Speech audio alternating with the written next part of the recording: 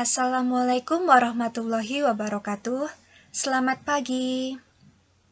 Berjumpa lagi dengan saya meskipun secara daring atau belum tatap muka, tapi saya harap kalian tetap bersemangat dan dalam keadaan sehat untuk mengikuti pembelajaran pendidikan Pancasila dan kewarganegaraan yang masih membahas materi bab 2, Sistem dan Dinamika Demokrasi Pancasila.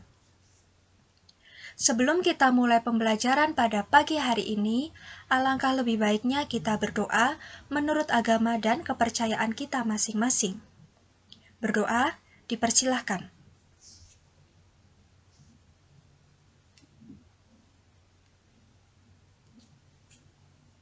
Cukup. Semoga yang saya sampaikan hari ini bisa dipahami oleh kalian dan bermanfaat untuk kita semua. Amin. Selanjutnya, setelah revolusi kemerdekaan, berlanjut ke demokrasi parlementer atau demokrasi liberal.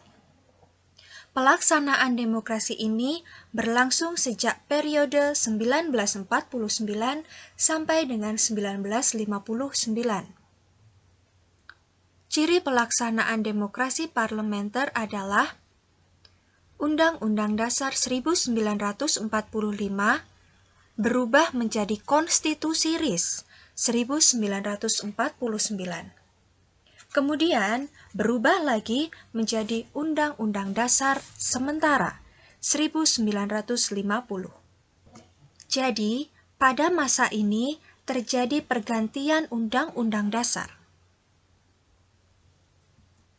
Yang kedua, bentuk negara Indonesia dari kesatuan berubah menjadi serikat. Kemudian, berubah lagi menjadi negara kesatuan dengan bentuk pemerintahan parlementer. Ini mengikuti konstitusi yang berlaku. Yang ketiga, tahun 1955,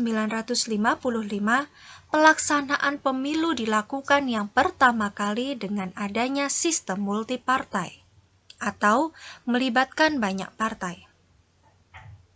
4. Adanya otonomi daerah. Di masa ini mulai memberikan kewenangan kepada daerah untuk mengurus rumah tangga urusannya masing-masing. Kelima, kekuasaan legislatif dijalankan oleh DPR yang dibentuk melalui pemilu multipartai. 6. Kekuasaan eksekutif dijalankan oleh kabinet atau Dewan Menteri yang dipimpin oleh Perdana Menteri.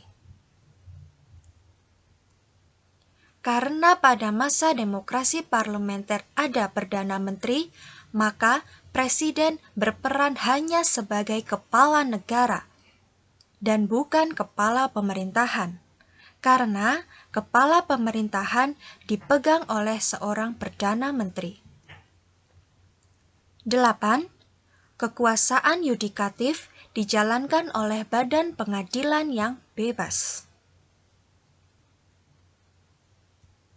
9.